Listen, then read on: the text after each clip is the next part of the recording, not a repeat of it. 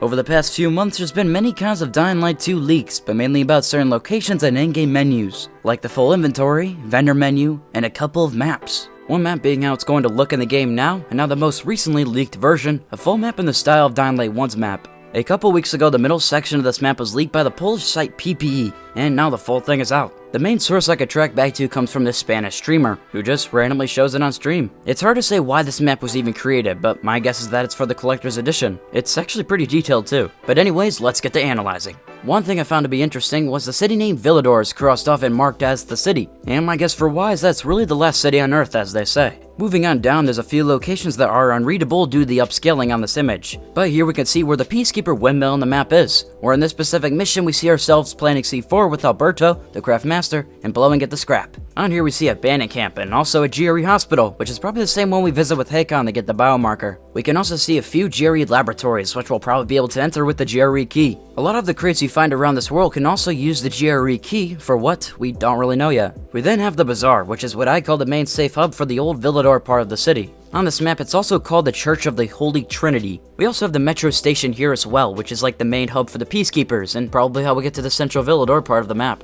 If I had to guess, Old Villador is the tutorial part of the game where you get the hand of things, and once you reach a certain mission, you'll enter the subway to travel to the central loop. There's also a water tower, which might be the one we meet Jack and Joe at. One of the highlighted areas is near the bottom of Old Villador, and it's Rose Garden, which might be the forest area we've seen that one image of. Either way, I'm excited to face these bandits in this picture. So moving on down, there's a military observatory that's destroyed and labeled dangerous. In my last video, I made a theory about one of the possibilities that could be part of a DLC or just the main game, and that's something that allows you to explore some of the chemical zones that surround the city. I do find it a little unlikely since I think the chemicals are kind of like the border of where things are accessible. Also, there's a dotted line that wraps around each of the zones and gives you an idea as to what the safe areas are. So, to the right is the central loop section of Villador. We have the Carriers Guild, which I have no clue what that is, so feel free to guess in the comments. On this part of the map, there's 4 GRE laboratories as well, all separated pretty equally. There's a downtown court subway as well, which is I assume where you exit or enter the subway from. There's also a bandit camp and a Renegade outpost, which is near the VNC Tower, the tallest point in the game from what we've seen. Moving on, we see the Canteen, which is the fisheye bar. This area is the main safe hub for the central loop, and not only the survivors hang out there, but the Peacekeepers as well. But clearly, the Renegades don't take part, since in Dying to Know Episode 5, they attacked the bar for some reason, maybe to steal the GRE key Aiden got hold of. Near the fisheye is the survivors camp, which is I assume the main territory for their faction. Culvert Island is another thing near these two, and I'm not really too sure what that could be. To the top right of this section of land, there's the Peacekeeper ship Missy, which is probably their main safe zone. There's another section of land to the right as it's separated by a river, but there are a few bridges that cross. Maybe there really is a chance we can give 1 or 2 of these to the factions, like that really old concept art. Before I move on, there's an airdrop at the top of the central loop, which is probably accessible, but it looks to be a little in the chemical zone, so it's hard to say.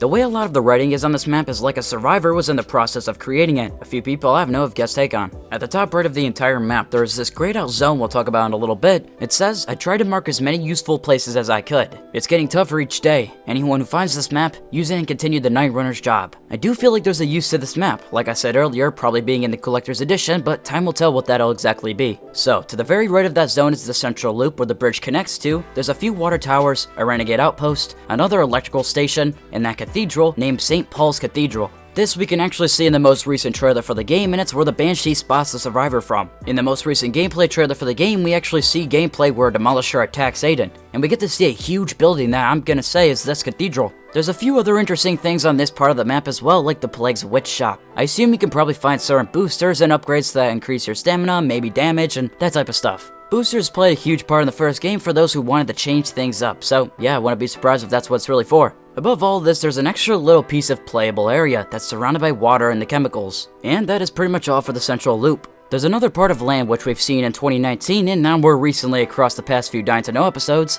and that's the Lost Lands, or Renegade Island as many call it. This area is actually pretty large, so there isn't a lot of explorable area, and one thing to notice is there isn't a lot of roads. But that's because we have to remember, a lot of this is actually underwater. The outlines show us where the Renegade Fortress is, and here even a warning with it saying Renegade Camp, don't even think about going there. So the Sunken City is still in the game, most things in this part of the game I'd say are pretty similar to how they were back then. But this is just a map view, so you can really only come to so many conclusions. I'm personally happy we really haven't been shown the Sunken City again. It's nice to have some surprises, stuff that hasn't been leaked. So, moving on, there's a message that says toxic waste everywhere plus toxic monsters avoid. So maybe by entering the chemicals around here, there's a different type of infected mutation you have to deal with, or it's referring to the water. And when you drain the water out, if you choose that decision to reveal the sunken city, it'll bring along drowners, the toxic monsters they might be referring to. Either way, I'm really excited to see what happens with this all. The last thing I'm gonna bring up in this video is the section in the top right. The fact that it's grayed out makes me want to think since the Night Runners didn't make it to there, it really isn't a part of the main game. So what I'm thinking is this might be a DLC location, or if we're lucky, the free DLC that Techland revealed recently they're going to be doing 5 years of post-launch content of. Or really for all we know we can be visiting there in the main game and have to finish the map off. But time will tell how it all goes. Since this image has leaked, I've heard a lot of people on Discord saying it's big, some saying it's small, so the overall opinion is kinda divided right now.